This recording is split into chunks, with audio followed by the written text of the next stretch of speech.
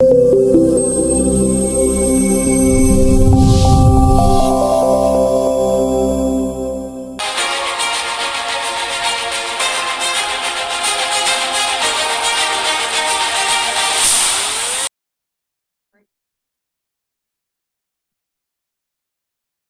everyone, welcome to CNA, the daily newspaper analysis. So today we are back with the following content of list to discuss. So let's start. As we have all seen recently that there is a news coming in from the Silicon Valley's bank failure, which is a biggest name in the technological world.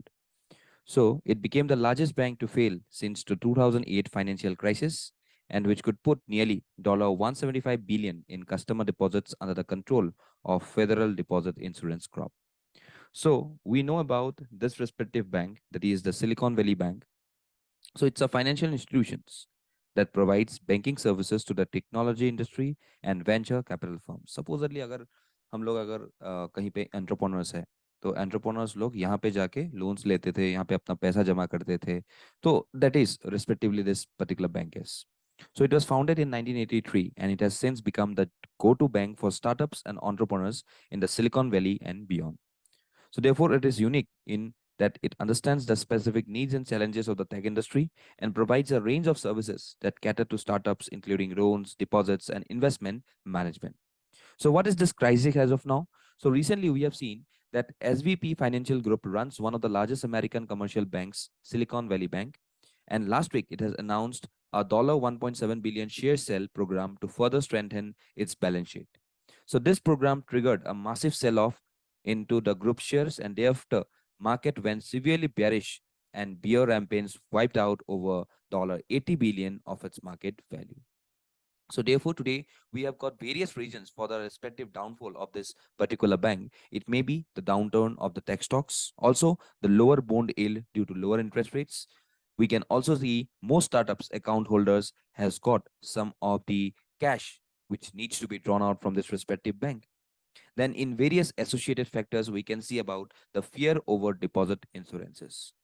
So therefore today, though this bank is directly in failure, so there are two large problems remaining with the Silicon Valley Bank. One is the huge uninsured deposits, and the second one is the no scope for asset reconstruction.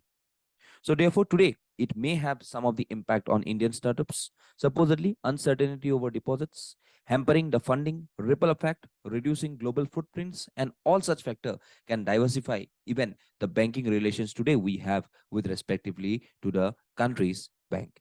So therefore today, if we directly go back to the 2008 financial crisis, then it will be a very bad loss for the whole country as well as for the whole world. So therefore, this type of failures should not be seen in the near futures, and therefore the government as well as various number of all such number of institutions as well as organizations have come together to save this respective bank. Okay, so that was with the respective news of the Silicon Valley Bank. Next, Rajasthan's right to health bill. So recently what we have seen is that Rajasthan has gone on for a health bill, okay, which was recently passed or which was recently been introduced and discussed about the right to health bill in the Rajasthan's assembly. So if this particular bill is approved, hospitals, clinics, and laboratories that are both publicly and privately operated must offer free and reasonably priced medical services. So the bill is opposed by private hospital doctors who claim it was quickly drafted, ignores practical considerations, and also could tighten standards in an industry that is already over-regulated. So therefore, today we have seen that this is a type of concern that the private doctors or the private institutions or the private dispensaries as well as the hospitals are directly taking out. So let's see what will be holding in this particular sector. So recently this has been introduced. So that is a very important aspect of this particular bill. Rest, we should see that how we could leverage such number of bill in all the other states in the coming time. Okay, chalo. Next, sickle cell screening. So what is this sickle cell screening? So we know that recently the Health Ministry of India set a target to scan 1 crore people for sickle cell disease in 2022 and 23. So however, with only 2 weeks left in the fiscal year, the ministry has completed only 1% of the target. So what is this sickle cell anemia? So it's a genetic blood disorder that affects the hemoglobin molecule in red blood cells. So people with sickle cell anemia have abnormal hemoglobin that causes their red blood cells to become sickle shaped. So these abnormal cells can clog small blood vessels, leading to excruciating pain, organ damage, and a high risks of infections. So sickle cell anemia is inherited in an autosomal recessive pattern, which means that a person must inherit 2 copies of the mutated gene, one from each parent, to develop the respective disease. So there is no cure for the sickle cell anemia, but treatments are available to manage the symptoms and therefore the respective complications associated with it. So today we know that sickle cell anemia is prevalent in some parts of India, particularly in tribal and rural areas. And according to the ICMR, sickle cell trait is present in about 20 to 22% of the tribal population in central India, and disease is present in about 3 to 5% of the same populations. So therefore today we can see that if we need to control this particular sickle cell anemia, we need to achieve the goal of eliminating sickle cell anemia, which would involve screening at least 7 crore people under the age of 40 years in multiple phases by around 2025-26. Then only we could make some awareness, and also treating the assessment, we could undertake the rectification of such disease in the coming time. Okay, so therefore it was in news just because of the exercise has only required only 1% of the target. So that was basically criticized by the respective news over this particular paper. Okay, chalo. Swachh Bharat 100% ODF claim. So recently we have seen that government survey has called into question the central government's claim in 2019 that Indian villages are open defecation free. Over 21% of rural households do not have access to any type of toilet, according to the government survey. So it was obviously a falsified statement that was given by the respective government. तो उसी को criticize कर रहे हैं यहाँ पे. Okay, लेकिन we should basically know about what is this ODF. So we know that open defecation is the human practice of defecating outside, that is basically in the open, rather than using a toilet. So people may choose fill, bushes, forests, ditches, streets, canals, or other spaces for this particular defecation. So they do so either because they do not have a toilet readily accessible, or due to traditional cultural practices to go outside and defecate. So the practice is common where sanitation infrastructures and services are not available.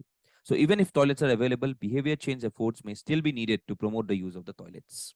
So therefore, do we know that this open defecation can pollute the environment and can cause health problems and diseases?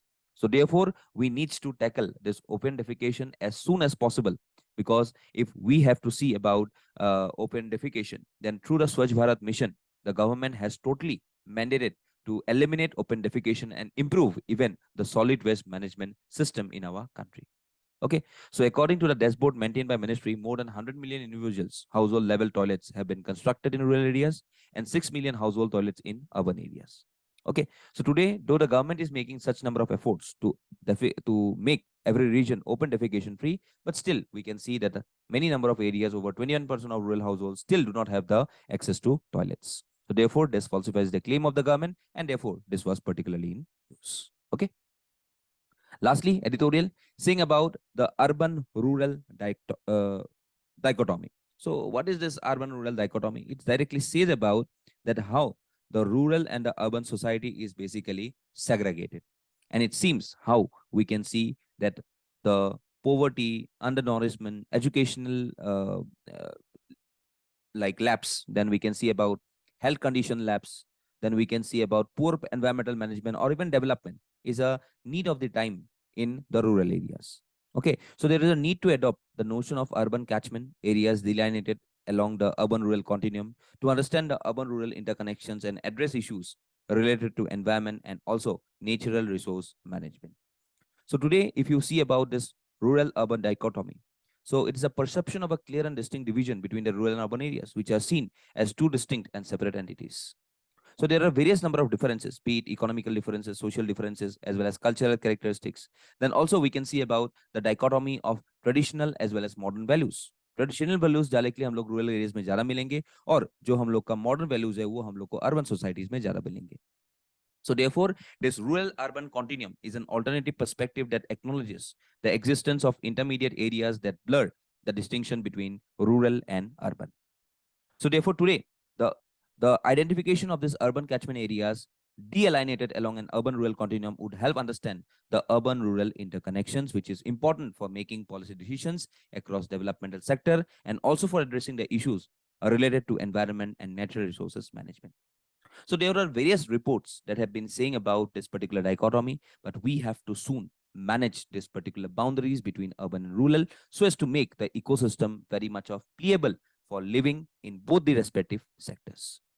So therefore, accordingly, if we acknowledge the rural-urban continuum in discussions on social and economic development and even taking the environmental issues, we could identify various number of challenges and opportunities for improving both urban and rural governance. So in the short term, if we build a rural-urban partnership by taking a system approach, therefore in the coming times, we can definitely improve without having any respective problem. So therefore, to move towards a post-urban world where the rural-urban dichotomy will be no longer existing, we need to have a better linkage and through better integrate this urban and rural areas. So therefore, recognizing and addressing the interconnections between rural and urban areas along a continuum is crucial for effective policy making and also environmental management in our country. Okay, so that was the basics that was saying about the rural urban continuum and how in recent years this has slightly changed and how the people were much integrated towards the main sector of the economy where he needs to develop basically through social, cultural, and various other respective factors. Okay, so that was with the respective editorial that we have seen. So we have this 500 MCQs. Please do attempt these MCQs and also join our WhatsApp and Telegram channel for some further updates. So that's all for today. Thank you and Jai Hind.